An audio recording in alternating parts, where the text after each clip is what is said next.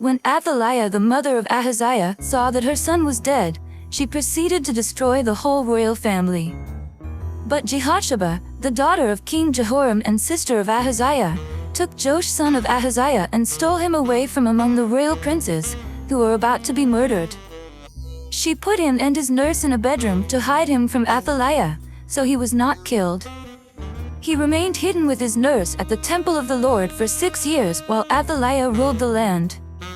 In the 7th year Jehoiada sent for the commanders of units of 100, the Karites and the guards, and had them brought to him at the temple of the Lord. He made a covenant with them and put them under oath at the temple of the Lord. Then he showed them the king's son. He commanded them, saying, "This is what you are to do, you who are in the 3 companies that are going on duty on the Sabbath, a third of you guarding the royal palace, a third at the Sur gate, and a third at the gate behind the guard, who take turns guarding the temple, and you who are in the other 2 companies that normally go off Sabbath duty are all to guard the temple for the king. Station yourselves around the king, each of you with weapon in hand. Anyone who approaches your ranks is to be put to death. Stay close to the king wherever he goes." The commanders of units of 100 did just as Jehoiada the priest ordered. Each one took his men, those who were going on duty on the Sabbath and those who were going off duty, and came to Jehoiada the priest. Then he gave the commanders the spears and shields that had belonged to King David and that were in the temple of the Lord.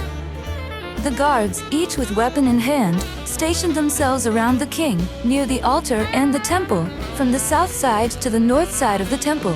Jehoiada brought out the king's son and put the crown on him. He presented him with a copy of the covenant and proclaimed him king.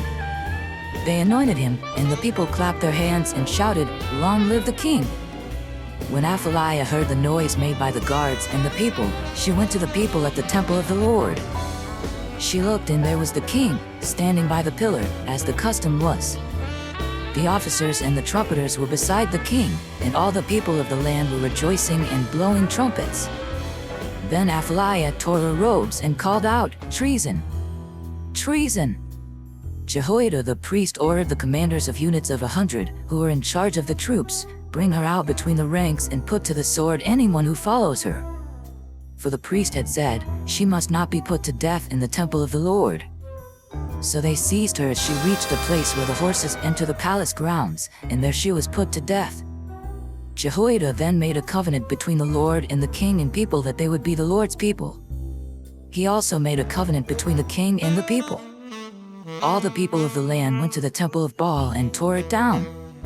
They smashed the altars and idols to pieces and killed Mattan the priest of Baal in front of the altars. Then Jehoiada the priest posted guards at the temple of the Lord.